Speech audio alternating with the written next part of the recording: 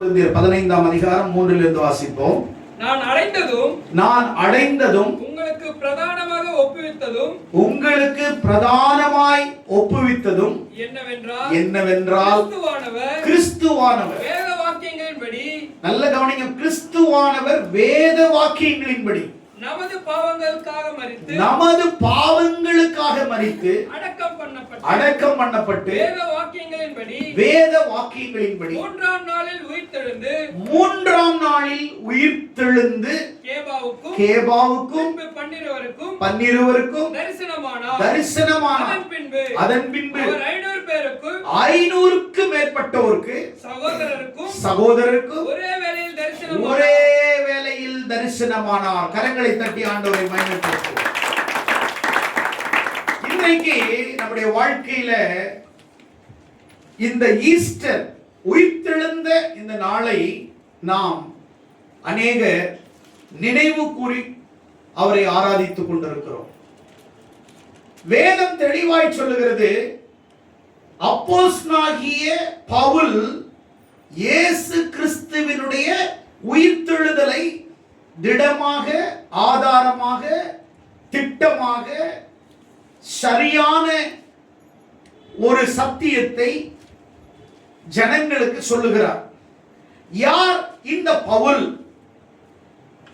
அப்போஸ்தலர்களுக்கு பின்பாக வந்த ஒரு சிறிய அப்போஸ்தலர். அப்போஸ்தலர்களை தேவன் முதலாவது தெரிந்து கொண்டார், பிறகுதான் பவுலை தேவன் தெரிந்து கொண்டார். யார் இந்த பவுல்? இந்த பவுல் 1ஆம் நூற்றாண்டு காலத்திலே திருச்சபையை துன்பப்படுத்தியவன், திருச்சபையை பயங்கரமாக துன்பப்படுத்தியவன், தேவனுடைய மார்க்கத்தை தூஷித்தவன், தேவனுடைய ஜனங்களை துன்புறுத்தியவன், சபைக்கு விரோதமாய் வாழ்ந்தவன். ஆனால் இந்த இப்பேற்பட்ட மனுஷனாகிய பவுல் இயேசுவின் உயிர்த்தெழுதலை ரொம்ப ஆழமாக, ஆணித்தரமாக, தெளிவாக அவருடைய உயிர்த்தெழுதலை குறித்து பவுல் ஜனங்களுக்கு சொல்லுகிறார். ஒருவேளை நாம் பேதுரு சொன்னால் பரவாயில்லை, இயேசுவோடு இருந்தவர், இயேசுவோடு இருந்த சீஷர்கள் சொன்னால் பரவாயில்லை, அவளோடு இருந்தவர். ஆனால் பவுல் இயேசு கிறிஸ்துவினுடைய உயிர்த்தெழுதலை சொல்லுகிறார். வேத வாக்கியத்தின்படி இயேசுவானவர் நம்முடைய பாவங்களுக்காக மரித்து, அவர் மரிக்க வேண்டிய அவசியம் இல்லை, ஆனால் நம்முடைய பாவங்களுக்காக அவர் மரிக்க வேண்டிய அவசியம் என்பதை வேதம் ஏற்கனவே சொல்லப்பட்ட வேத வாக்கியங்களின்படி அவர் மரித்து அடக்கம் பண்ணப்பட்டு 3ஆம் நாளிலே அவர் உயிர்த்தெழுந்தார் என்று வேதம் சொல்லுகிறது. அப்படியானால் மார்க்குவின் புஸ்தகம் 8ஆம் அதிகாரத்திலே 31ஆம் வசனத்திலிருந்து வாசிக்கும் பொழுது, இயேசுவானவர் மரிப்பதற்கு முன்பாகவே தம்முடைய சீஷர்களுக்கு தன்னுடைய மரணத்தை முன்கூட்டியே அவர்களுக்கு அறிவிக்கிறார். எடுத்தவள் வாசிங்கள். அல்லாமலும் மனுஷகுமாரன் பல பாடுகள் பட்டு மூப்பராலும் பிரதான ஆசாரியர்களாலும் வேதபாரகர்களாலும் ஆகாதவர்கள் என்று தள்ளப்பட்டு கொல்லப்பட்டு 3 நாளைக்கு பின் உயிர்த்தெழ வேண்டியதென்று அவர்களுக்கு போதிக்க தொடங்கினார். பிரியமானவர்களை கவனிங்க, இயேசு கிறிஸ்து மரிப்பதற்கு முன்பே தமது பாடுகளை முன்னறிவித்தார். அவர் எவ்வளவு பாடுகளும் துன்பங்களையும் சகிக்க போகிறார் என்பதை முன்னறிவித்தார். அடுத்ததாக அவர் பிரதான ஆசாரியர் கையிலும் வேதபாரகர் கையிலும் ஒப்பு கொடுக்கப்படுவார் என்று தன் மரணத்தை குறித்து முன்கூட்டியே தமது சீஷர்களுக்கு அறிவித்திருந்தார். அவருடைய உயிர்த்தெழுதலையும் அறிவித்திருந்தார். அப்படியானால் வேத வசனம் எவ்வளவு உண்மை இருக்கிறது என்பதை நீங்கள் சற்று யோசிக்க வேண்டும். ஒருவேளை ஏசப்பா இது எல்லாம் அவர்களுக்கு சொல்லி நடக்கலைன்னா அது பொய்யாக மாறி இருக்கும். ஏன்னா நிறைய பேர் சொல்றாங்க இயேசுநாதர் உயிர் தெழவில்லை என்று. அவர் எப்படி உயிர் தெழுந்தார் என்று. இயேசுநாதர் இந்த உலகத்தில் இருக்கும்போது செத்து 4 நாளா நாற்றம் எடுத்தவனையே உயிர் தெழ முடியுமானால் அவரை தன்னைத்தானே உயிர் தெழ வைக்க முடியாதா? செத்து போய் 4 நாட்கள் நாற்றம் எடுத்த மனுஷனை கூட ஆண்டவராகிய இயேசு கிறிஸ்துவால் ஒரே ஒரு வார்த்தை சொன்னார், வெளியே வா லாசருவே என்றால் அவன் உயிரோட வெளியே வந்தான். செத்து போய் 4 நாட்களாக இருந்தவரை தன் வார்த்தையாலே தம்முடைய வல்லமையினாலே உயிரோட எழுப்ப முடியுமானால் மரணம் கூட அவருக்கு கீழ்ப்படுகிறது. மரணம் கூட அவர்தான் அந்த மரணத்திற்கும் அதிகாரியாயிருக்கிறார். பிசாசுக்கு அதிகாரி, மரணத்துக்கு அதிகாரி, இருளுக்கு அதிகாரி, நமக்கு விரோதமாய் எழும்பின எல்லாவற்றையும் முறியடிப்பதற்கு அவர் அதிகாரியாய் இருந்து அவருடைய மரணத்தை அவர் வென்றெடுத்தார் என்றால் அது ஒரு பெரிய, எனக்கு அது ஒரு பெரிய ஆச்சரியமாய் தெரியவில்லை. பயந்தவர்கள் எல்லாம் தைரியசாலியானார்கள். அவருடைய மரணத்திற்கு பிறகு பயந்தவர்கள் எல்லாம் தைரியசாலிகளானார்கள். ஆண்டவரை விட்டு மறைந்தவர்கள் எல்லாம் சாட்சிகளாய் இயேசுவுக்கு மாறினார்கள். உலகம் முழுவதும் நற்செய்தி பரவியது.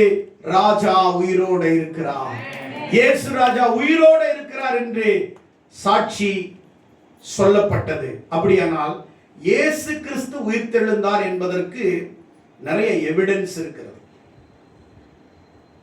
நான் ஹிஸ்டாரிக்கல் எவிடன்ஸும் இருக்குது, பிப்ளிக்கல் எவிடன்ஸும் இருக்குது. இந்த 2 விதமான ஆதாரங்களும் துல்லியமாக சொல்லப்பட்டிருக்கிறது. தோராயமாய் சொல்லவில்லை, துல்லியமாய் சொல்லப்பட்டிருக்கிறது. அப்படியானால் மத்தேயு 28:6 முதல் ஆதாரம் இயேசு உயிர்த்தெழுந்தார் என்பதற்கு முதல் ஆதாரம், அவர் இங்கே இல்லை, அவர் உயிர்த்தெழுந்தார். கரங்களை தட்டி ஆண்டவரை மகிமைப்படுத்துவோம். நல்ல உற்சாகமாய் கரங்களை தட்டி. அவர் இங்கே இல்லை, அவர் உயிர்த்தெழுந்தார். அவரை வைத்த இடத்தை வந்து பாருங்கள். ஃபர்ஸ்ட் எவிடன்ஸ் காலியான கல்லறை. உலகத்திலே மகான்கள் மரித்திருக்கிறார்கள், முனிவர்கள் மரித்திருக்கிறார்கள், புலவர்கள் மரித்திருக்கிறார்கள். பூமியில் உயிரோடு இருக்கும் போது கடவுளாக நினைத்தவர்கள், கடவுளாக சொன்னவர்கள் கூட, நான் தான் கடவுள் என்று சொன்னவர்களும் மரித்திருக்கிறார்கள். இல்லை, அவர்தான் கடவுள் என்று நினைத்தவர்களும் மத்தியிலே அவர்கள் மரித்திருக்கிறார்கள்.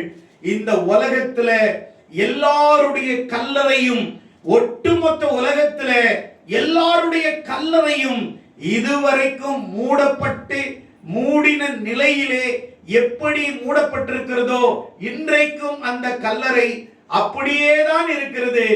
ஆனால் என் இயேசுநாதர் தாம் சொன்னபடி 3ஆம் நாளில் அவர் உயிர்த்தெழுந்து கல்லறையில் முன்பாக வாயிலில் வைக்கப்பட்ட கல்லறையை உருட்டி தள்ளினார்கள். யார் என்றால் தேவதூதர்கள். ஏசப்பா உள்ள காலையில் அதிகாலையில் ஞாயிற்றுக்கிழமை உயிர்த்தெழுவார். உயிர்த்தெழுவதற்கு முன்பே தேவதூதர்கள் வந்து புரட்டுறாங்க. ராஜாதி ராஜாவாய் அவர் இப்பொழுது வெளியே வருகிறார். ஆமென். கரங்களை தட்டி ஆண்டவரை மகிமைப்படுத்துவோம். மரணம் அவரை தடுக்க முடியவில்லை, கல்லறை அவரை கட்டி காக்க முடியவில்லை. காரணம், அவர் யூத ராஜசிங்கம். தான் சொன்னபடியே 3ஆம் நாள் தேவதூதர்கள் வந்து சலிட்டடிச்சு கல்லறையை திறந்த உடனே அவர் இப்போது மனுஷர் அல்ல, இவ்வளவு நாள் மனுஷகுமாரனாய் இருந்தவர் இந்த நொடியிலிருந்து தேவனுடைய குமாரனாய் தன்னை வெளிப்படுத்தி அவர் வெளியே வருகிறார். ஆகையால் முதல் எவிடன்ஸ், கல்லறை திறக்கப்பட்டிருக்கிறது, கல்லறை மூடப்படவில்லை. இன்றைக்கும் உலகத்தில் இயேசுநாதர் வைக்கப்பட்ட கல்லறை எருசலேமிலே இன்றைக்கும் இருக்கிறது. அந்த கல்லறையை நீங்கள் போய் பார்ப்பீர்களானால், he is not here, he resurrection, அவர் இங்கே இல்லை, அவர் உயிர்த்தெழுந்தார் என்கிற வாசகம் இருக்கிறது. அந்த கல்லறை இருக்கிறது. கல்லிலேயே, குகையிலேயே செதுக்கப்பட்ட ஒரு கல்லறை, திருடவே முடியாது. உள்ள வச்சிருக்கிறாங்க. அவர் உயிர்த்தெழுந்தார். காரணம், அநேகர் சொல்லுவாங்க அவர் உயிர்த்தெழவில்லை என்று சொல்லுவார்கள், வாதிடுவார்கள்.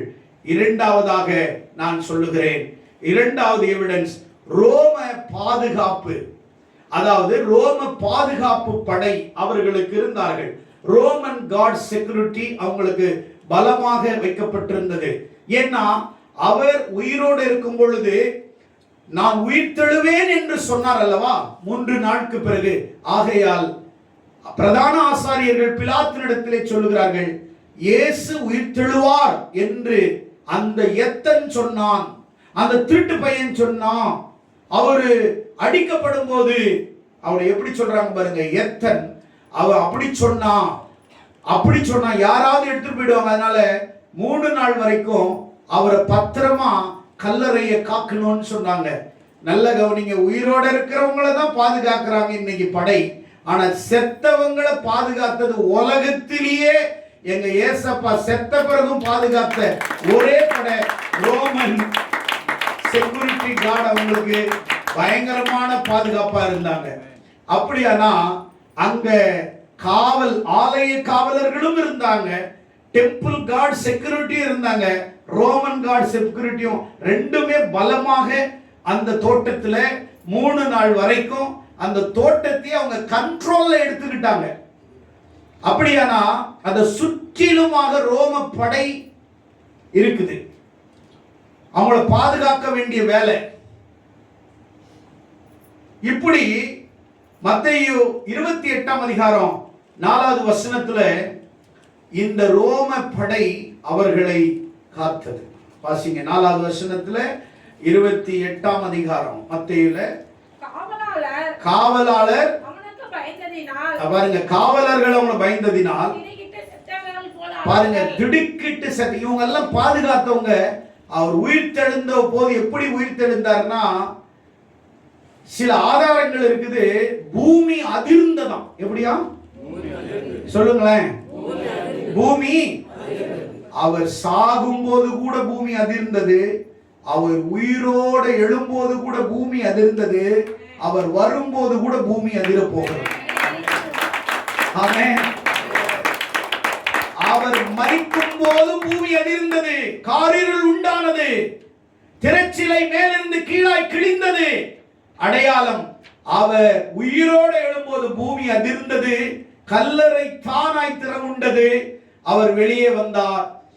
அவரை பார்த்தவர்கள் ரோம காவலர்கள் துடிக்கிட்டு செத்தவர்களைப் போல கீழே விழுந்தார்கள், பயந்தார்கள்.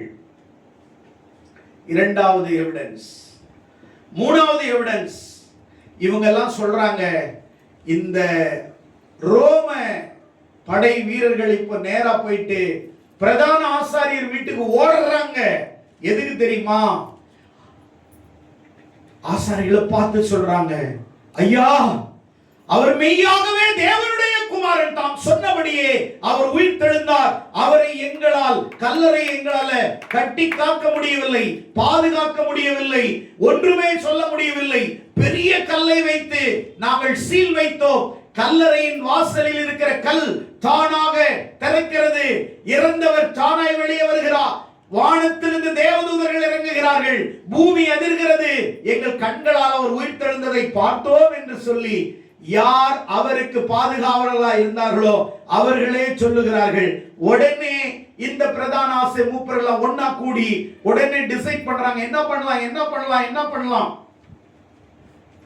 பைபிள்ல வசனம் இருக்குது, மத்தேயுல அவர்கள் 28ஆம் அதிகாரத்துல 12ல இருந்து 15 வசனத்தை நீங்க வாசிச்சீங்கன்னா, இவங்க அப்படி சொல்லிட்டு இருக்கும்போது அவங்க என்ன சொல்றாங்க, வாசிங்க.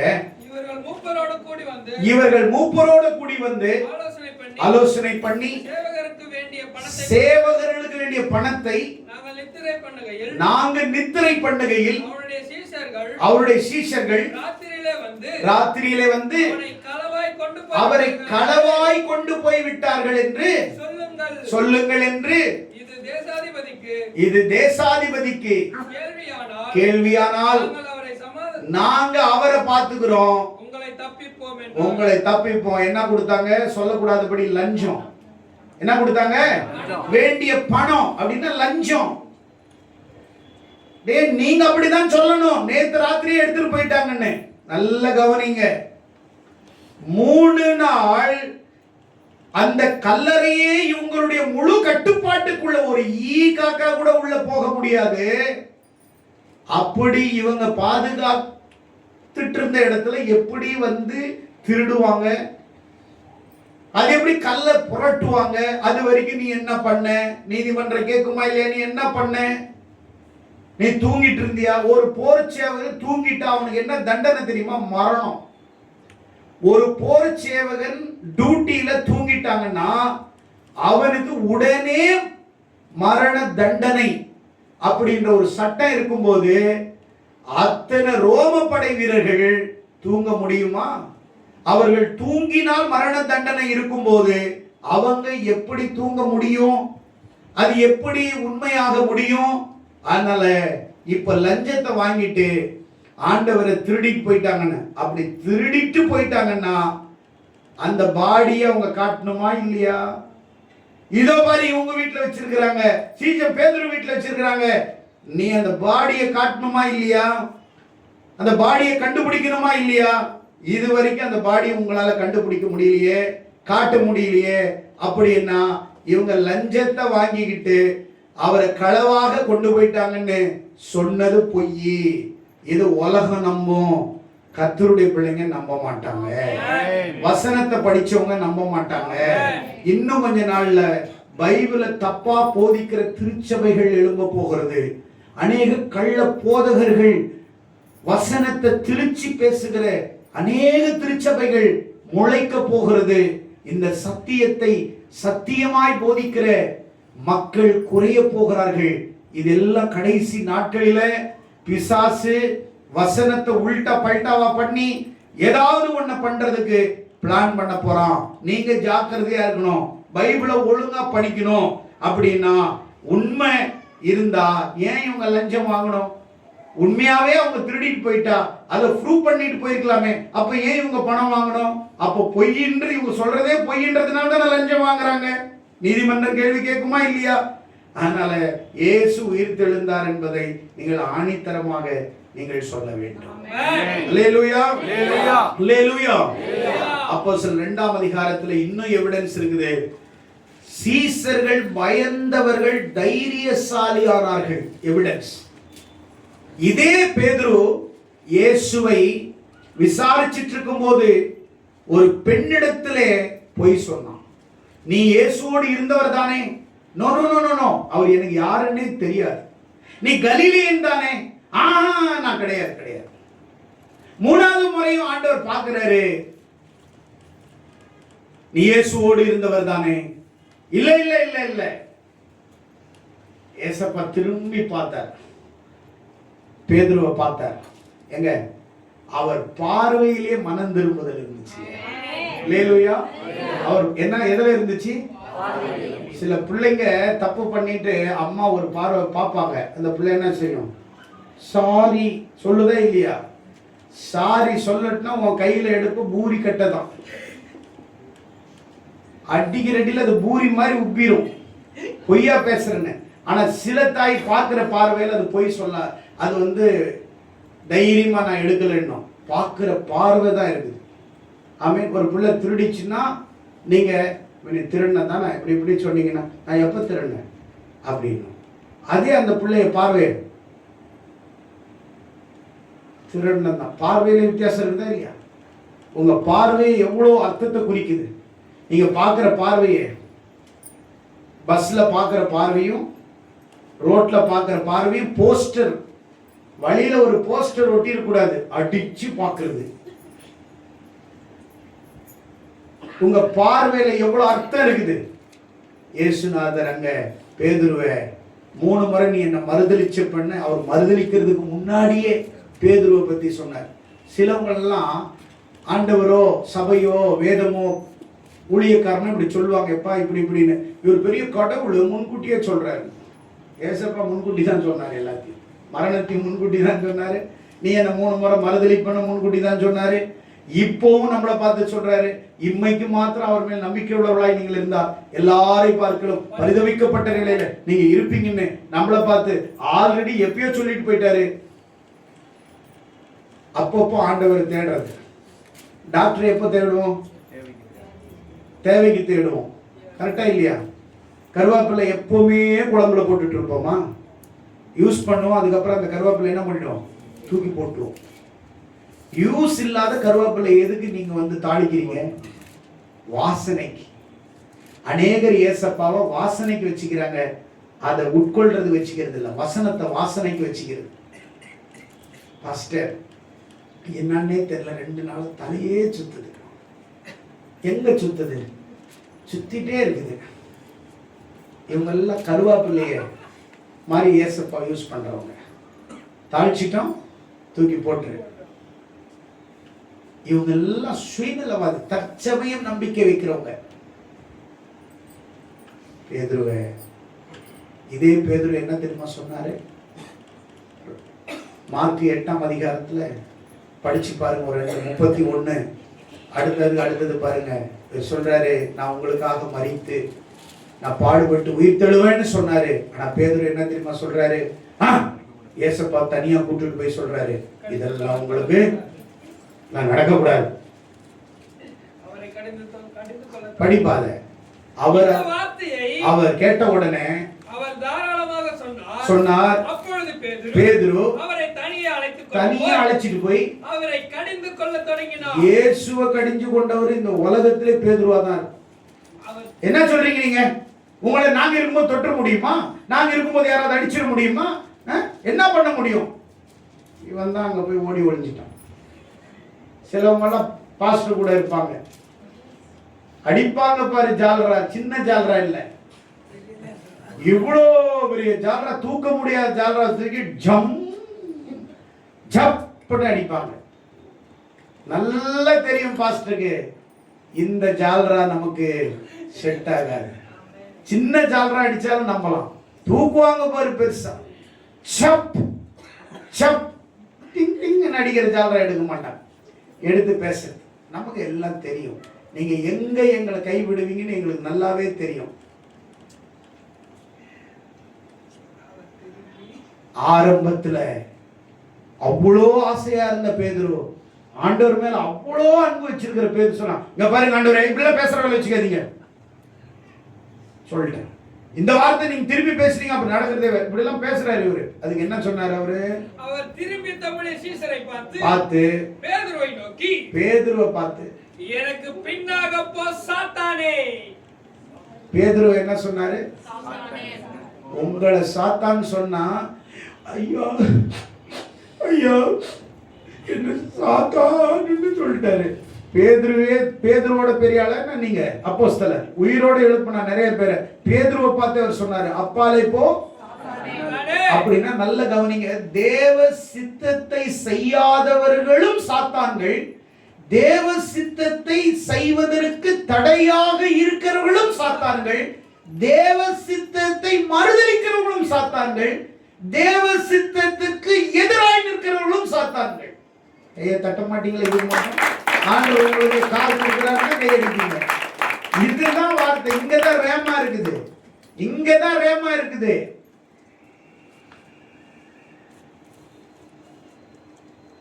தேவ சித்தத்தை செய்யாதபடிக்கு உன் வாழ்க்கையில ஏசப்பாவை நம்பிட்டன்னா நீ சாகர வரைக்கும் அந்த சிலுவையை சுமக்கணும். பேதுருவை பார்த்து சொன்ன, அப்பாலே போ சாத்தானே. அப்பனா பேதுரு சாத்தானா? பேதுருவை சாத்தானா சொல்ல, பேதுருவில இருந்து வந்த வாயின் வார்த்தை இருக்குது பாரு, அந்த வார்த்தை சாத்தானா வெளிப்பட்டுச்சு. எல்லாரும் நல்லவங்க தான் நீங்க இங்க இருக்கிறவங்க. உங்க சேஸ்டஸ் இருக்குது பாருங்க, சேஸ்ட உங்க மூஞ்சியை பார்த்தா.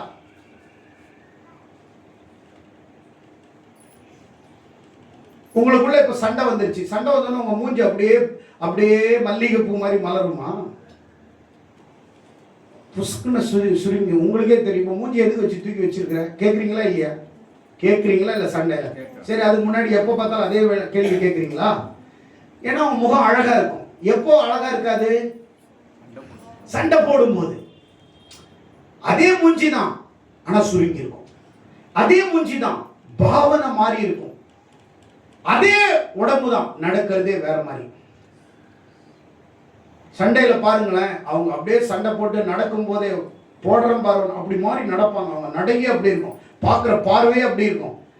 அப்படின்னா உங்க கிரியை தான் சாத்தான், உங்களுடைய துர்க்கிரியைகள் தான் சாத்தானுடைய நிழலாகவும் சாத்தானுடைய நிஜமும் நிழலும் அவனுடைய செயலும் அவன் செய்கையும்.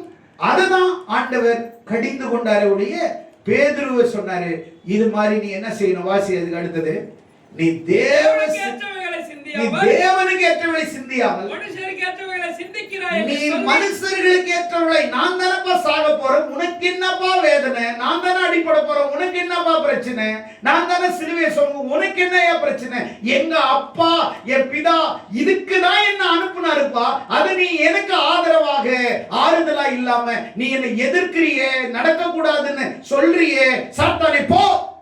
என் தேவ சித்தத்தை என் ஊழியத்தை செய்யப்படாதபடிக்கு நான் சபைக்கு போகாதவனுக்கு தடுக்குதுன்னா மனுஷனும் கிடையாது, சாத்தான்.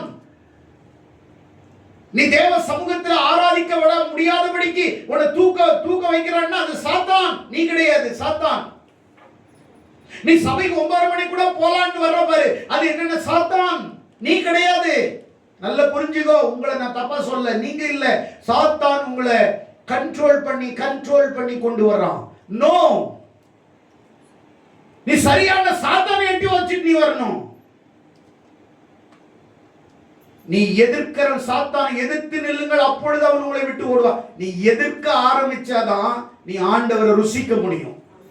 நேரங்களும் காலங்களும் சத்தியங்களும் சபையும் ஆராதனையும் தேவனையும் நீ ஒவ்வொரு நொடியும் ஒவ்வொரு நிமிஷம் நீ என்ன செய்ய வேண்டும் என்றால் நேசிக்க வேண்டும், அவரை நீ ஆராதிக்க வேண்டும். அப்படியானால் இப்படி கோழையாயிருந்த பேதுரு, இப்படி ஓடி ஒளிஞ்ச பேதுரு, இப்படி மறுதலிச்ச பேதுரு, ஏசப்பா உயிர்த்தெழுந்த உடனே அப்போஸ்தலர் 2ஆம் அதிகாரத்துல எழுந்து என்ன தெரியுமா சொல்றாரு? வாசிச்சு பாருங்க. உங்களால் சிலுவையிலே அறையப்பட்ட இயேசு கிறிஸ்துவை என் பிதாவாகிய தேவன் மரணத்திலிருந்து உயிர்த்தார், உயிர்த்தெழ வைத்தார். அந்த இயேசுவை எங்கள் ஜீவாதிபதியை நீங்கள் கொலை செய்தீர்கள், அதற்கு நாங்கள் சாட்சிகள். இயேசு உயிரோடு இருக்கும்போது மறுதலிச்சான். இயேசு செத்து உயிர்த்தெழுந்து போன பிறகு அந்த தைரியம், கோழையும் தைரியமற்றவனுக்கு தைரியம் வருதுன்னா, ஏசப்பா மரிக்கலங்க, அவர் உயிர்த்தெழுந்ததை நாங்க பார்த்தோம். அதனாலதான் இப்ப சொல்றேன், அவருக்காக சாவம். இப்ப சொல்றேன், நான் பயப்பட மாட்டேன். இப்ப சொல்றேன், அவருடைய சித்தத்தை நான் செய்வேன். சும்மா வாயில வட சொல்ல. அவர் செத்தது எப்படி தெரியுமா செத்தாரு? தலைகீழ சிலுவையில என்ன அறையுங்கன்னாரு. அவரை இரத்த சாட்சியாக கொல்ல வரும்போது சிலுவையிலே அறைவதற்காக அவரை சிலுவையில வைக்கும் பொழுது பேதுரு சொல்றாரு, இதே பேதுரு, எங்க என்ன இப்படி அடிக்கிறீங்க? அப்புறம் எப்படி அடிக்கிறது? என்ன தலைகீழா அடிங்க. நான் இயேசுக்கு சமமானவன் நான் இல்லைங்க, நான் அவ்வளவு நல்லவன் இல்லை, அவரை மாதிரி சாக, என்ன அப்படியே தலைகீழ அடிச்சு சாவுங்க, அடிங்க, அப்படி ஒப்பு கொடுத்தார். அதே பயந்தாங்கோடி, அதே மறுதலிச்சவன், ஆண்டவரே இது நடக்கக்கூடாதுன்னு சொன்னவன், இப்போ இதோட ஒரு பெரிய எவிடன்ஸ் வேற என்ன தேவை? இதோட ஒரு பெரிய ஆதாரம் உலகத்துல உயிர்த்தெழாதவர் தேவனுக்கு எவன் சாவான்? முதலாவது அவர் உயிர்த்தெழுந்ததை இவங்க கண்ணால பார்த்துருக்காங்க. அதனாலதான் சொல்றாங்க, அவர் உயிர்த்தெழுந்ததை பார்த்தோம், அவர் இறப்ப பார்த்தோம், அவர் ஊழியத்தை பார்த்தோம், அவர் கூட இருந்தோம், அவரோட கல்லறை வரைக்கும் நாங்க போய் இருந்தோம், உயிர்த்தெழுந்ததை பார்த்தோம், எங்க கூடவே இருந்தாரு, எங்களுக்கு மீன் பொரிச்சு கொடுத்தாரு, சாப்பிட்டோம். அதுக்கப்புறம் அவர் உயிரோட பரமேற வரைக்கும் நாங்க பார்த்தோம். இதுக்கு மேல ஆண்டவரை பத்தி நாங்க சொல்லாம இருப்போமா? என் உயிரே போனாலும் பரவாயில்ல, நான் சொல்லிதான் ஆகும். இதுக்கு மேல என்ன ஆதாரம் வேணும் நமக்கு? அல்லேலூயா. அஞ்சாவது, ஐ விட்னஸ். ஆண்டவருக்கு அஞ்சாவது என்ன பாயிண்ட்? ஐ விட்னஸ் அப்படின்னா திரளான ஜனங்கள் சாட்சிகள். இயேசு உயிர்த்தெழுந்ததுக்கு திரளான 1 கொரிந்தியர் 15ல அதான் நீங்க படிச்சிட்டீங்க 3ஆம் வசனத்துல 500க்கு மேற்பட்டவர்களுக்கு காட்சி அளித்தார். ஒருத்தருக்கு மட்டும் இல்ல, ஃபர்ஸ்ட் பைபிள்ல யாருக்கு தெரியுமா காட்சி அளித்தாரு ஏசப்பா? மகதலேனா மரியாள். யாருக்கு சொல்லுங்க, யாருக்கு? ஆமா, நிறைய பேர் மரியாள் மரியாள். மகதலேனா மரியாளுக்கு தான் ஏசப்பா முதல் காட்சி கொடுக்கிறார். யார் இந்த மகதலேனா மரியாள்? 7 பிசாசு பிடிச்சிருந்த ஒரு ஸ்திரீ. ஆண்டவர் அந்த 7 பிசாசு துரத்தின உடனே ஏசப்பா கூடவே இருந்து ஊழியம் செய்ய ஆரம்பிச்சவங்க. ஏசப்பா கூட நிறைய பெண்கள் ஊழியம் செஞ்சாங்க. யோவன்னாள், சூசன்னாள், சாலேம், மகதலேனா மரியாள் 5 பேர் இருந்தாங்க. ஏசப்பா கூடவே இருந்தாங்க எப்பவுமே. நீங்கெல்லாம் வேற மாதிரி சொல்வீங்க. இவரோட இருந்தாருன்னா இவங்க கூட இருக்கிறாங்க. ஏன்னா உங்க புத்தி அப்படிதான். உங்க புத்தி ஏசப்பா கூட இருந்தாங்க. 5 பேர் ஊழியம் செஞ்சுட்டு இருந்தாங்க. ஆமென், அல்லேலூயா, அல்லேலூயா. புத்தி, ஏன்னா இவங்களுக்கு அந்த மனசுல அப்படி இருக்கும். அப்ப இவங்க சொல்றாங்க, மகதலேனா மரியாள் அதிகாலையில போறா கல்லறையை பார்க்கிறதுக்கு. நல்ல கவனிங்க, இந்த மகதலேனா மரியாளை பத்தி எடுத்தா அது ஒரு தனி சப்ஜெக்ட். பேய் போன பிறகு ஏசப்பா கூடவே வந்து சேர்ந்து கடைசி வரைக்கும் ஊழியம் பண்ணான். எல்லாரும் அவரை சிலுவையில் அறையும் போது எல்லா சீஷரும் விட்டு ஓட்டாங்க. ஆனா கடைசி வரைக்கும் யார் இருந்தாங்க? பயப்படவே இல்லை. ரோமருக்கு எல்லாம் பயந்து ஓட்டாங்க. எவனாவது இவன் ஆள் இருந்தா போட்டு அடரா அப்படின்னு இருப்பான். நின்னா கடைசி வரைக்கும் நின்னான் சிலுவையில. அப்படியே உயிர் விட்டு முடிந்ததுன்ற வரைக்கும் அப்படியே அங்கேதான் நின்றுட்டு இருந்தான் மகதலேனா மரியாள். சரி, உயிரோடு இருக்கும்போது இருக்கலாம், சாகிற நேரத்துல கூட இருக்கலாம். செத்த பிறகு எப்படி ஒருத்தர் இருப்பா? இவளே போயிட்டே இவங்க கூட. செத்த பிறகு கூட அதிகாலையில சுகந்த வாசனை எடுத்துட்டு மகதலேனா மரியாள் அதிகாலையில இருட்டோட போய் கல்லறை கிட்ட போய் நிற்கிறார். செத்த பிறகும் ஏசப்பாவை மகதலேனா மரியாள் மறக்க முடியலையே தெரியுமா? அன்புங்க, பாசங்க. இறந்த பிறகும் நேசிக்கிறாங்க பாருங்க, அதுதாங்க லவ். ஆமென். நம்மளுக்கு எல்லாம் இருக்கும் போதுதான் காதல் வரும். ஒருத்தன் போயிட்டான்னா 3 நாள் வரைக்கும் தான். 16வது நாள் காரியம் முடிஞ்ச உடனே காலையும் மாலையோ சாயங்காலம் அவரை நேசிப்போம். அந்த போட்டோவை தூக்கி செவிட்டி அடிச்சுட்டு இந்த நாயோட தான் வாழ்க்கையே போச்சு, தூக்கி அடி அப்படின்னு நம்ம கதை வேற மாதிரி போயிட்டே இருக்கு. ஆனா இங்க அந்த மகதலேனா மரியாள் அவர் செத்து கல்லறையில் வைக்க முடியும் 3வது நாள் வர்றான். ஃபர்ஸ்ட் ஆண்டவர் அந்த அம்மாவுக்கு தான் காட்சி அளிக்கிறார். யாருக்குமே. ஏன் தெரியுமா? நீ தான் என்ன உயிரோடு இருக்கும்போது என்னையே தேடிட்டு இருந்த, சிலுவை வரைக்கும் என்னையே தேடிட்டு இருந்த, இறந்த பிறகு என்னையே தேடிட்டு இருக்கிற, உன்னதான் நான் தேடிட்டு இருக்கிறேன், உன்னதான் நான் காட்சி அளிப்பேன். வா மகதலேனா மரியாள், நான் உயிரோட எழுந்துட்டேன். நிறைய ஸ்பிரிச்சுவல் மீனிங் இருக்குது, நிறைய ஆன்மீக அர்த்தம் இருக்குது. இதுல உங்களுக்கு தெரியல. கடைசி வரைக்கும் ஆண்டவருக்கு நிக்கிறவன் தான் சீஷன். பாதியில வந்து ஓடுறவன் சீஷன் இல்ல. ஏதாவது ஒண்ணு சொல்லிட்டா அச்சட் ஓடு அப்படின்றது கிடையாது. நிக்கணும் ஆண்டவருக்காக நிக்கணும், ஸ்ட்ராங்கா நிக்கணும். வாழ்வோ சாவோ எனக்காக ஆண்டவர் கொடுத்த ஊழியம் வாழ்வான பாட்டு மட்டும் இவங்க பாடுறது. வாழ்வோ சாவோ என்னை எதுவும் பிரிக்க முடியாது. நான் யாரு? இயேசுவின் பிள்ளை. நிகழ்காலமோ வருங்காலமோ என்னை பிரிக்க முடியாது. பாட்டு பாடுறது பவுல் பாடினார். அது நீ பாடுறது உனக்கு என்ன யோக்கியதை இருக்குது? உனக்கு என்ன அதிகாரம் இருக்குது? கிடையாது. பாட்டை மட்டும் இவங்க பாடுறது. இயேசுவின் பிள்ளைகள் நாங்கள் எப்போதும் மகிழ்ந்திருப்போம். எப்போமா மகிழ்ந்துட்டு இருக்கிறீங்க? நீங்க போய் சொல்லாம நெஞ்சை தொட்டு சொல்லுங்க, இயேசுவின் பிள்ளைகள் எப்பவுமே மகிழ்ச்சியாவா இருக்கிறீங்க. அப்ப ஏன் பாட்டு பாடுறீங்க?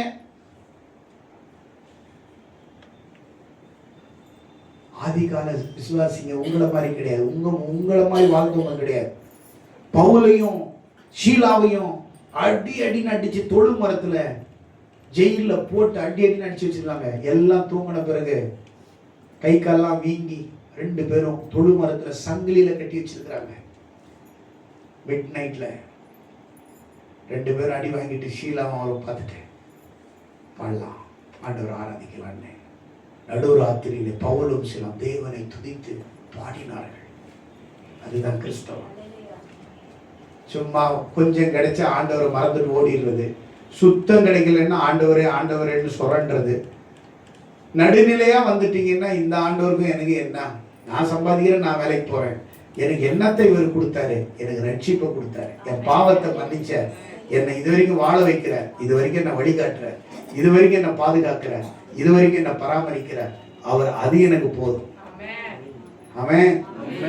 ஏசப்பா நம்முடைய வாழ்க்கையில வந்துட்டாருன்னா நீங்க எல்லாம் ஒரு பெரிய பாக்கியசாலிகள், கிருபை பெற்றவர்கள் நீங்கள் எல்லாம். அந்த மரியாள், மகதலேனா மரியாள் ஏசப்பாவை பார்க்கிறான். ஓடி வந்து சீஷர்களிடத்துல சொல்றான். சீஷர்கள் நம்பல. என்ன பண்ணல? நிறைய பேர் இங்க சர்ச்சில் வந்து இன்னும் நீங்க நம்பவே மாட்டேங்கிறீங்க. வாக்கு தத்துவத்தை, பிரசங்கத்தை நம்பவே மாட்டேங்கிறீங்க. அடுத்த வாரம் வருவோம், இந்த மாதிரி ஒரு டாபிக் பேசுவார் பாஸ்டர், கேட்டுட்டு போயிடுவோம். அடுத்த வாரம் வருவோம், கேட்டுட்டு போயிடுவோம். நம்பணும், விசுவாசிக்கணும். வார்த்தையில தான் உயிர் இருக்குது, அதுதான் வாழ்க்கைக்கு உயிர். நீங்க போய் வெளியில போய் பேசி சொல்லணும், இயேசு எனக்கு இருக்கிறார், எனக்கு ஒரு குறையும் கிடையாது. அல்லேலூயா, அல்லேலூயா. ஏசப்பா எனக்கு இருக்க ஒரு குறையும் விசுவாசி. அந்த அம்மா கடைசி வரைக்கும் யோசிச்சு பாருங்க.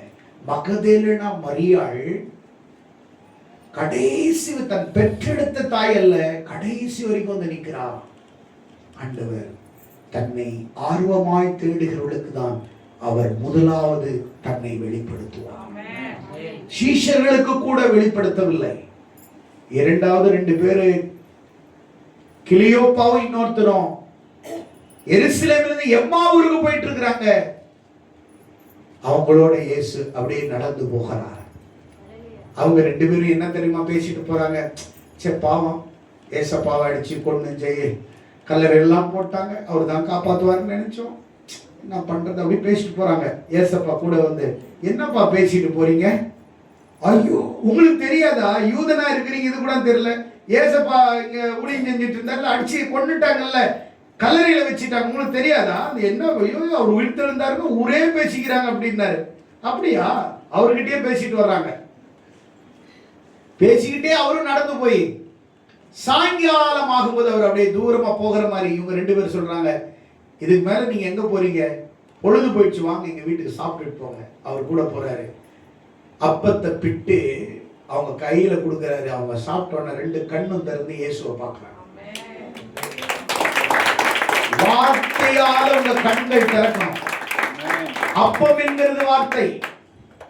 வார்த்தையால உங்கள் கண்கள், மனக்கண்கள் திறந்து, இந்த மனக்கண்கள் இந்த உயிர்த்தெழுந்த நாள்ல ஆண்டவருடைய வசனத்தை கதை போல அல்ல, அதை கேட்டு ஏன் சொல்றாரு, எதுக்கு சொல்றாரு, இதன் அர்த்தம் என்ன, இதனுடைய வெளிப்பாடு என்ன, எதை குறிக்குது இந்த வசனம், இந்த வசனம் என்கிற இந்த அப்பத்தை நீங்க ஆழமா உட்கொள்ள உட்கொள்ள உட்கொள்ள உங்க மாம்சத்தினுடைய கண்கள் அப்படியே திறந்து திறந்து ஆவிக்குரிய கண்களா கன்வெர்ட் ஆகி வசனம் உள்ள போக போக உள்ள இருக்கிற அழுக்கு, உள்ள இருக்கிற உலகம், உள்ள இருக்கிற பாவம், சாபம், அசுத்தம் எல்லாம் வெளியே போன உடனே உங்க கண்கள், உங்கள் எல்லாமே ஆவிக்குரிய கண்களா மாறும்போது, வசனம் உங்க கண்களை திறந்துருச்சுன்னா இந்த உலகத்துல உங்களை ஒவ்வொரு நாளும் ஒவ்வொரு நொடியும் இயேசு கிறிஸ்துவை நீங்க கண்களால பார்ப்பீங்க, அவரை உணர்வீங்க, அவருடைய வார்த்தையால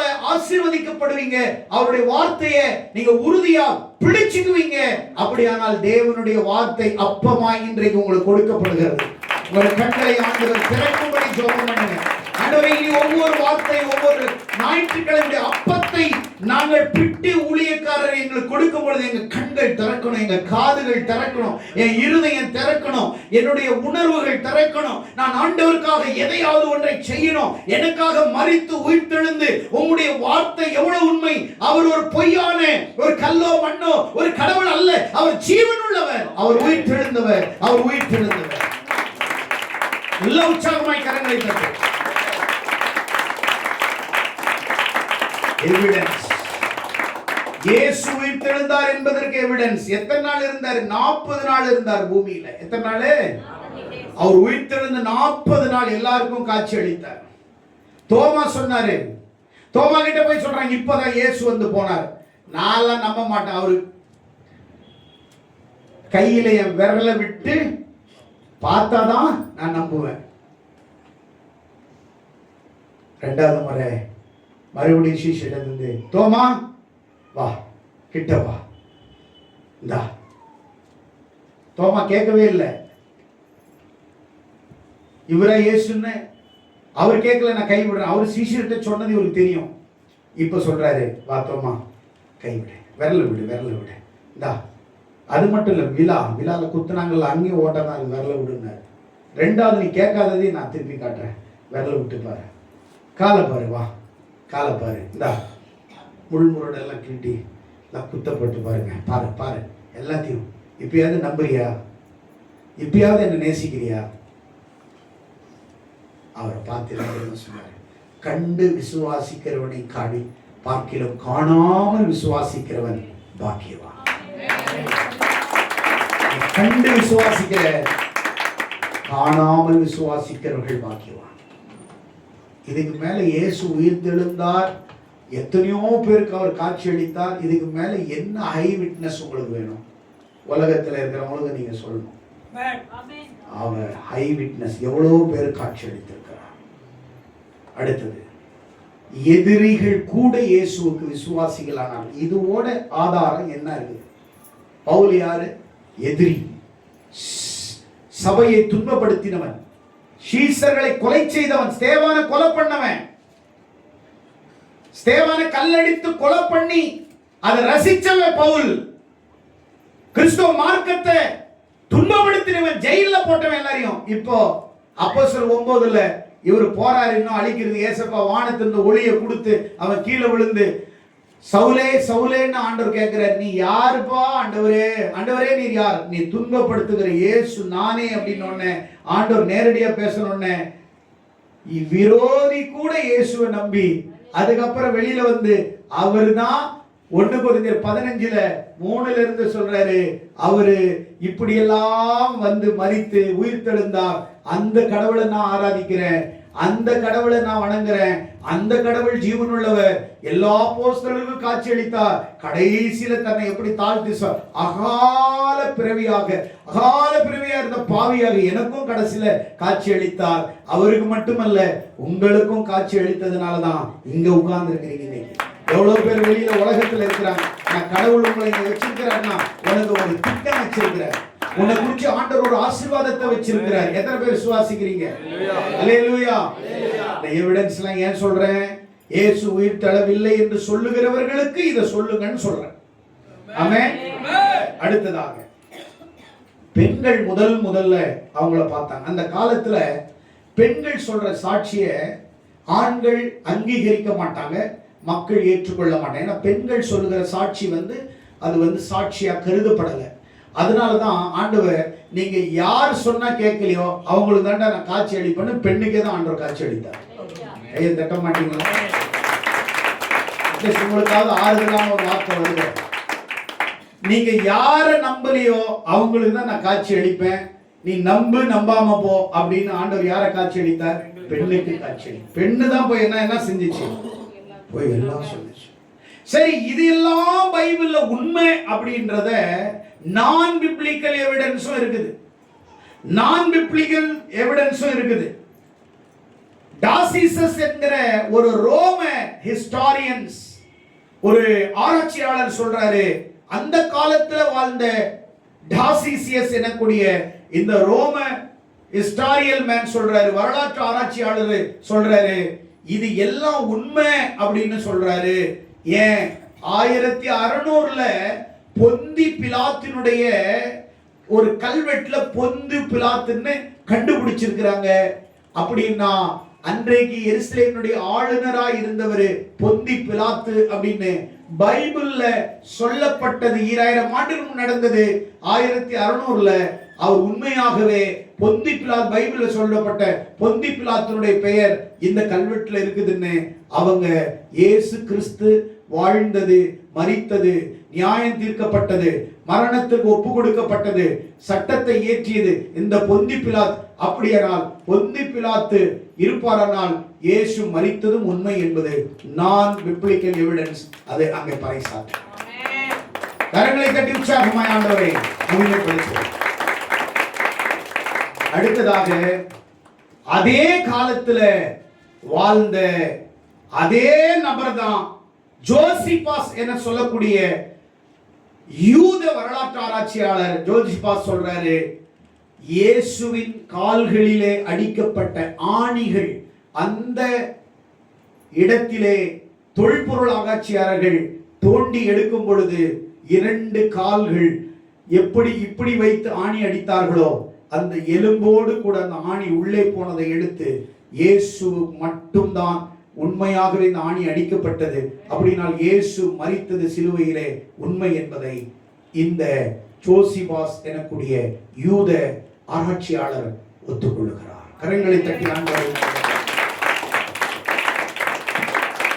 அதே போல இயேசு கிறிஸ்து இந்த உலகத்திலே வாழ்ந்தார் என்பதற்கு இன்னும் ஏராளமான சான்றுகளை அவர்கள் கண்டுபிடித்து இந்த உலகத்தில் அவர்கள் சொன்னது, டாசிபாசும் ஜோசிபாசும் சொன்னது ஹிஸ்டாரிக்கல் 2 உலகத்தில் பிரிச்சிருக்கிறாங்க. ஒன்னு பிசி, இன்னொன்னு ஏடி. அப்படின்னா என்ன? பிசி ஏசினா என்ன அர்த்தம்? Before Christ. அப்புறம் அண்ணா டொமைன். அப்படின்னா ஏடினா அண்ணா டொமைன், பிஃபோர் த கிரைஸ்ட். தமிழ்ல கிறிஸ்துவுக்கு முன். வரலாற்றை 2ஆக பிரித்து வரலாற்றிலே இடம் பிடித்தவர் கிறிஸ்துவுக்கு முன் என்கிற வரலாறும் கிறிஸ்துவுக்கு பின் என்கிற வரலாறு, ஹிஸ்டரிக்க வரலாற்றை 2ஆ பிரிச்சு இந்த உலகத்துல இயேசு கிறிஸ்து வந்தார் என்பதற்கு இதை காட்டிலும் ஆணித்தரமான ஹிஸ்டாரிக்கல் ஹிஸ்டரியை நம்மளால பார்க்கவே முடியாது. ஆமென் சொல்லுங்களேன், ஆமென் சொல்லுங்களேன். இயேசு உயிர்த்தெழுந்தார் என்பது ஒரு கற்பனை அல்ல, ஒரு மதம் அல்ல, இது வரலாற்றின் உண்மை. கரங்களை தட்டி ஆண்டவரை. இயேசு கிறிஸ்து உயிர்த்தெழுந்தார் என்பது இது ஒரு கற்பனை அல்ல, இது ஒரு மதம் அல்ல, இது வரலாற்றின் உண்மை. கரங்களை தட்டி ஆண்டவரே. தேவனே, historical event. This is not story, it is the historical event. எத்தனை பேர் விசுவாசிக்கிறீங்க? ஆமென் சொல்லுங்களேன். உங்க வாழ்க்கையில ஆண்டவர் சொல்றாரு, no cross no crown. பக்கத்துல கூட பார்த்து சொல்லுங்க, no cross no crown. Christianity is not just about blessing, it is about commitment and sacrifice. கிறிஸ்தவம் என்பது அர்ப்பணிப்பும் நம்முடைய வாழ்க்கையில ஆண்டவருக்காக நிற்கக்கூடிய ஆசீர்வாதமாய் காணப்படுகிறது. Many want the crown but few are willing to carry the cross. அநேகருக்கு பரலோகமும் அநேகருக்கு தேவனுடைய அந்த சிங்காசனத்தில் இருக்கக்கூடிய அந்த சிலுவையையும் நீங்கள் நோக்கி பார்ப்பீர்களானால், அந்த கிரீடம் உங்களுக்கு வேணுமானா நீங்க இயேசு கிறிஸ்துவின் சிலுவையை நீங்கள் சுமந்தே ஆக வேண்டும். ஆமென் சொல்லுங்களேன். There is no resurrection without crucifixion. ஆமென். அல்லேலூயா. சிலுவை இல்லாமல் உயிர்த்தெழுதல் இல்லை. கரங்களை தட்டி ஆண்டவரை மகிமைப்படுத்துங்கள். There is no victory without the sacrifice. அர்ப்பணிப்பு இல்லாமல் நம்முடைய வாழ்க்கையில ஜெயம் இல்லை. ஆமென். If you want the crown, you must carry the cross. உனக்கு சிலுவை நீ சுமக்கலன்னா உனக்கு கிரீடம் இல்லை. உனக்கு கிரீடம் வேணுமானால் நீ சிலுவையை சுமந்தே ஆக வேண்டும். எத்தனை பேர் விசுவாசிக்கிறீங்க? No cross no crown. ஆமென். இயேசு உயிர்த்தெழுதற்கு இவ்வளோ எவிடன்ஸ் இருக்குது, இன்னும் ஏகப்பட்ட எவிடன்ஸ் இருக்குது. சுருக்கமாக இயேசு உயிர்த்தெழுந்தார், அவர் உண்மையான கடவுள் என்பதை ஆணித்தரமாக இன்னும் ஆழமாக உங்களுக்கு அடுக்கிக் கொண்டே இருக்கிறேன். எவ்வளவோ பேசிக்கொண்டே போகலாம். வேதத்தின் மகத்துவங்களை எவ்வளவு பேசிக் கொண்டிருக்கலாம். அப்பத்தை பிட்டு கொடுத்தவுடன் கண்கள் திறந்தது. ஆமென். எந்த பெண்கள் சாட்சி யூதர்கள் கேட்கலையோ அந்த பெண்ணுக்கு தான் ஃபர்ஸ்ட் தன்னை தரிசனமாகணும். ஆமென். ஹல்லேலூயா. உங்க வாழ்க்கையில நீங்க மகதேலனா மரியாளை போல இருக்கணும். நீங்க பெற்ற எந்த ஒரு அற்புதமும் இருக்கலாம். ஏசப்பா கிட்ட பிசாசுல இருந்தவங்க உங்களை ஆண்டவர் சுகமாக்கிருக்கலாம், வியாதியில இருக்கலாம் சுகமாக்கிருக்கலாம், நோயில சுகமாக்கிருக்கலாம். ஏன் வாழ்க்கையில் நிம்மதியற்றவங்க நிம்மதியை கொடுத்திருக்கலாம். உங்க ஒவ்வொருத்தவங்களையும் ஆண்டவர் ஒவ்வொரு மாதிரி ரட்சிக்கிறார். ஒருத்தவங்க வியாதியோட இருப்பாங்க, அதுல இருந்து ரட்சிப்பார். ஒருத்தவங்க பிசாசுல இருப்பாங்க, அதுல இருந்து ரட்சிப்பார். கடன் தொல்லையா இருக்கும், அதுல இருந்து ரட்சிப்பார். சிலவங்களுக்கு மன உளைச்சலா இருக்கும், அதுல இருந்து ரட்சிப்பார். ஒவ்வொருத்தவங்க ஒவ்வொரு மாதிரி தான் நீங்க ரட்சிக்கப்பட்டிருப்பீங்க. எல்லாரும் வியாதியோட வரல. ஒவ்வொருத்தவங்களும் ஒரு போராட்டம், ஒவ்வொருத்தவங்களும் ஒரு பிரச்சனை, ஒவ்வொருத்தவங்களுக்கும் நீங்க சந்திக்கிற சவால்கள் வித்தியாசம் வேற வேறையா இருக்கும். ஆனா ஆண்டவர் உங்களை ஒவ்வொருவரையும் சந்திச்சது, பார்த்தது, நோக்குனது எல்லாமே வித்தியாசமா உங்களுக்கு என்னென்ன பிரச்சனை இருந்துச்சோ அவரை நீங்க ஏற்றுக்கொண்டு அவரை விசுவாசித்த போது நீங்க எல்லாரும் அவருடைய பிள்ளைகள் ஆயிட்டீங்க. யோவான் 1:12 அவரை விசுவாசிக்கிறவர்கள் எத்தனை பேர்களோ அத்தனை பேர்களும் தேவனுடைய பிள்ளைகளாகும்படிக்கு நான் அவர்களுக்கு அதிகாரம் கொடுத்திருக்கேன். அப்படியானால் ஆண்டவர் உயிர் தெழுந்த பிறகு உனக்கும் எனக்கு அவர் கொடுத்த அதிகாரம், நீ என் பிள்ளை. ஆனா நீ தொல்லையா இருக்கிறது வேற. நீ பிள்ளையா மாறினா அவருக்கு நீ தொல்லையா இருக்க மாட்டேன். நீ பிள்ளையா மாறலன்னா நீ கடைசி வரைக்கும் நீ அவருக்கு தொல்லையா தான் இருக்க. கீழ்படுகிறது இல்லை. நாங்க சொன்னாலும் 9:30 மணிக்கு தான் அடி அடி வருவோம். நீங்க சொன்னாலும் இங்க வருவோம், நாங்க தூங்குவோம், நாங்க போவோம். அடுத்த வாரம் வருவோம், தூங்குவோம். ஏன்னா நீங்க பேச எங்களை தாளாட்டுற மாதிரி இருக்குது. அதனால நாங்க என்ன பண்றது, ஏசி போட்டீங்க, உட்கார வச்சுட்டீங்க, நாங்க ஜாலியா தூங்கிட்டு போறோம். அப்படி இருக்க கூடாது. வந்த உடனே உனக்கு தூக்கம் வந்துச்சுன்னா நீ எழுந்து ஒரு குதி குதிக்கணும். பொல்லாத பிசாசு தூக்கத்தின் ஆவியை போ நீ சொல்லணும், நான் சொல்லக்கூடாது, நீ சொல்லணும். ஆண்டவருடைய சமூகத்துல நீ ஆராதிக்கணும், நீ எழுந்து பிரகாசிக்கணும், நீ எழுந்து சொல்லணும். நீ இன்னும் செத்தவன மாதிரி இருக்க கூடாது. நீ உயிர் தெழுந்த தேவனை ஆராதிக்கிற. நீ செத்து போன கடவுளை ஆராதிக்கல, உயிர் தெழுந்த கடவுளை ஆராதிச்சிருக்கிற. ஆமென். அல்லேலூயா. அல்லேலூயா. தெரியாம நீ ட்ரெயின்ல போயிட்டு இறங்கிட்ட, ட்ரெயின் வந்து இயேசு நாமத்துல ட்ரெயின் நின்னுடும். அவர் பிள்ளை, நீனே கையை தட்ட மாட்டீங்க. நீ அவர் பிள்ளை. அல்லேலூயா. நீ அவர் பிள்ளை. எல்லாமே உனக்கு கீழ்ப்படியும். அண்ட சராச அகிலமும் உனக்கு கீழ்ப்படியும். In the name of Jesus I will command. எல்லாம் நிக்கும் உனக்கு முன்னாடி. ஆமென். Hallelujah. Just use the Jesus name all the time. Whatever you say, God will do. எது வேணாலும் நீ கேளு, செய்வாரு. Whatever you order, நீ எதனாலும் சொல்லி ஆர்டர் பண்ண, எல்லாம் உனக்கு நடக்கும். ஏன்னா நீ சாதாரண கடவுளை ஆராதிக்கல, உயிர் தெழுந்த தேவனை ஆராதிக்க. எத்தனை பேர் விசுவாசிக்கிறீங்க? கையை தட்டுங்க. நல்ல உற்சாகமா, நல்ல உற்சாகமா கரங்களை தட்டு. ஆண்டவரே, என்ன நீங்க இப்ப என்ன செய்யணும்? அதே போல இத முன்னோன்னு எவ்வளவு பேருக்கு சந்தோஷம் பாரு. ஹல்லேலூயா. ஹல்லேலூயா. சந்தோஷம். பரவாயில்லை. இயேசு கிறிஸ்து உங்க வாழ்க்கையில வந்து அவரை நீங்க பிடிச்சுக்கிட்டீங்கன்னா எந்த சூழ்நிலையிலையும் நீங்க பேதுரு மாதிரி மறுதலிச்சிருக்க கூடாது. நீங்க நிறைய பேர் ஆண்டவரை மறுதலிச்சிட்டு போன மாதிரி போயிடக்கூடாது. கலப்ப மேல கையை வச்சுட்டீங்க, திரும்பி பார்க்காதீங்க. எதை பார்க்க கூடாது? சிலவங்க எல்லாம் சர்ச்சைக்கு வந்த பிறகு கூட கொஞ்ச நாள் கழிச்சு திரும்பி பார்க்கறாங்க உலகத்தை. நீ ஒரு சண்டே விடாம ஆண்டவரை பிடிச்சுக்கணும், அவர் பாதத்தை பிடிச்சுக்கணும். ஆமென். உயிர் தெழுந்த இயேசுவை நீங்க கொண்டாடுங்க. இயேசு கிறிஸ்து உயிர் தெழுந்தார் என்பதற்கு இன்னும் நிறைய எவிடன்ஸ் இருக்குது. பிப்ளிக்கல் எவிடன்ஸ், அந்த நான் பிப்ளிக்கல் எவிடன்ஸ் எல்லாத்தையும் இன்னும் ஏகமாக அடுக்கிக் கொண்டே போகலாம். இது போதும். கர்த்தர் உங்களை வார்த்தையின்படியாக உயிர் தெழுந்த ஆண்டவர் உங்களோடு இருப்பாராக. God bless you. God bless you. God bless you.